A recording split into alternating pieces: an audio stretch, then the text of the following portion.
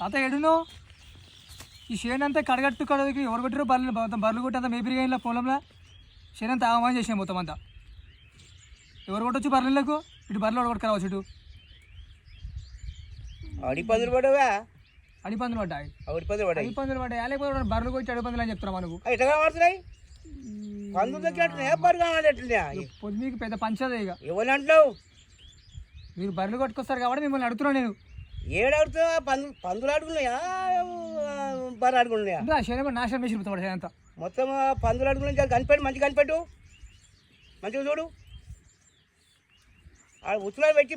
పట్టుకొని పోయి ఎవరు పట్టాలి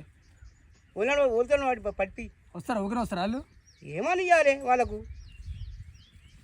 వాడు బర్రె అంటున్నావు పందుల మేపి మళ్ళీ పందుల మేపి అంటాడు